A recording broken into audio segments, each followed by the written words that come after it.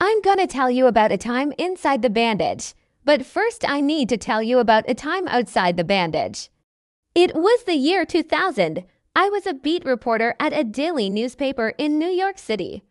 My editor calls me into his office. He's got this wild look on his face.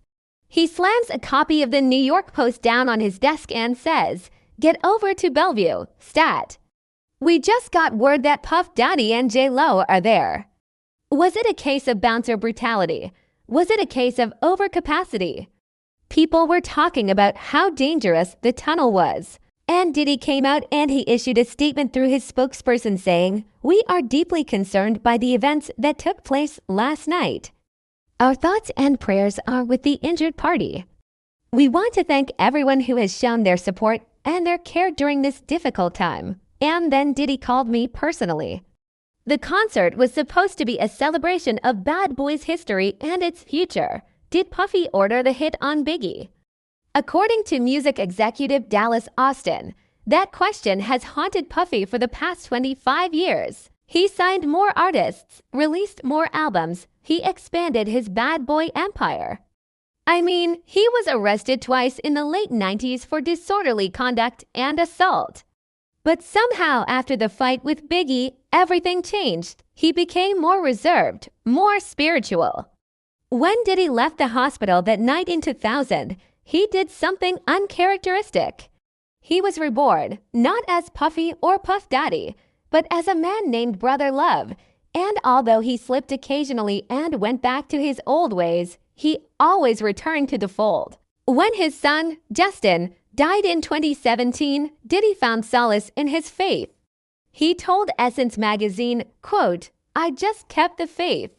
I relied on my relationship with God. I believed in God, but I didn't really know God. I knew about God, but you can read about Santa Claus, but you don't really know Santa Claus until you meet him."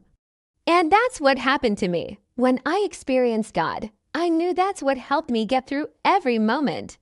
Every single moment. I never had one moment where I wasn't like, "Oh God, I can handle this." And I never had one moment of resentment.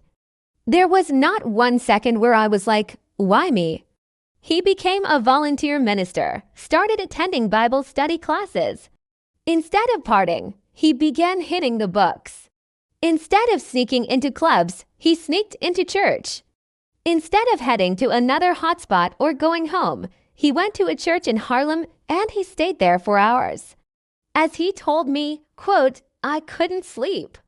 I couldn't eat. I couldn't be around people." His desire to make amends, his return to church, and his devotion to his faith that makes us love him anyway.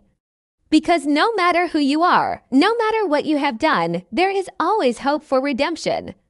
So I went to the only place I knew I could go, which was a church. And I spent 4 hours in there praying. It was just something I needed to do. I couldn't sit with myself. He was still fun-loving and charismatic, but you could see the pain behind his eyes. But those close to him say there was a darkness that had fallen over him. According to music executive Steve Stout, quote, "He had this haunting look in his eyes, almost like he was dead inside. You could see the pain in his eyes." After Biggie passed away, I don't think he ever recovered. On the latest episode of Drink Champs, Austin said, quote, "A lot of people will say this is what happened and this is what happened." But Diddy still to this day is like, "I wish I had stepped in front of that bullet for Big." But backstage, tempers flared between Puffy and one of his artists, the Notorious B.I.G. In the new documentary Biggie, I Am Notorious, it is revealed that Puffy and Biggie argued over creative differences. And Puffy felt that Biggie was disrespecting him, and so he punched Biggie in the face. Witnesses say that Puffy knocked Biggie out cold. And then he ordered his bodyguards to rough up Biggie even more. And according to the documentary, Puffy even urinated on Biggie's clothes. He told me, "Look, man, I appreciate you reaching out to me. I don't want you to write anything negative about the club. This is not their fault. I don't want people coming after these guys. It's not their fault. This wasn't their doing. I don't want anyone to get hurt because of this." And I said, "Okay, Diddy, whatever you want. He was clean-cut, no longer sported the signature cornrows, looked like he had just gotten baptized. And he told me that he had become a born-again Christian. "You just let me know if there's anything I can do." And he said, "Thanks, man, I'll call you later." And then he hung up. Their publicists are trying to cover it up, but get over there and find out what happened. He took responsibility for his actions. He knew he had made some bad decisions that night, and he didn't want to drag anyone else down with him. Up until that point, he had been Mr. Hot 97, the king of hip-hop, the man who could make any rapper successful. So I did some digging and I found some answers.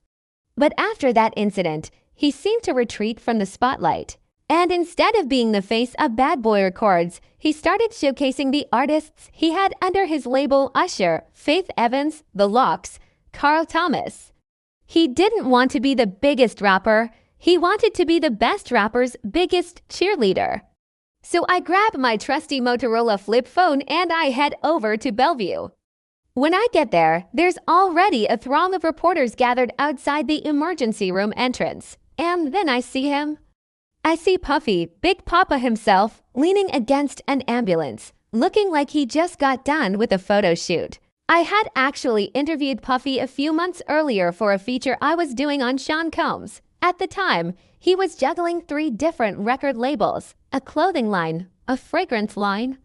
He had just started his own radio station. His group, The Lox, were going to be starring in their own MTV show. Diddy was everywhere. But when I saw him at Bellevue, it was clear that something was wrong. He was somber. He was leaning heavily on one of his bodyguards. And when he turned and he saw me, his eyes just filled with sadness. And we went inside the hospital together and I found out what happened. The night before, Puffy and J-Lo had gone to a club in Soho.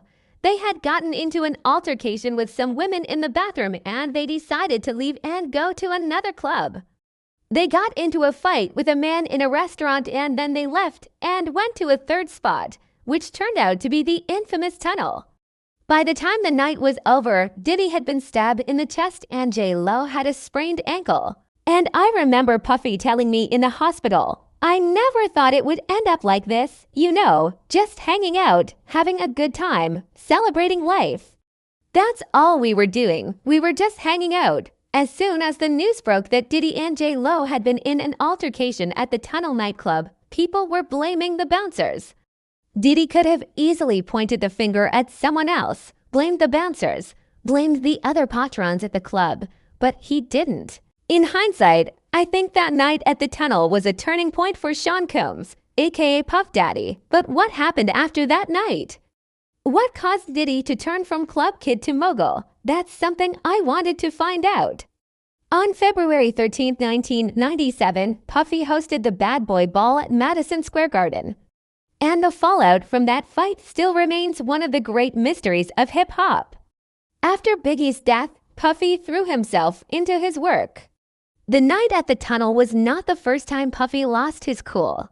That's why when Diddy walked into my office at the Daily News in 2000, he was unrecognizable. You see, the old Puffy loved the fast life. The faster the better. The new Puffy wanted to slow things down. So that night in church was a turning point for Diddy. Diddy never strayed far from the church. He continued to attend services regularly. And while we may not agree with Diddy's decisions or understand his choices, maybe it's his humility and willingness to admit his mistakes. Thank you for watching.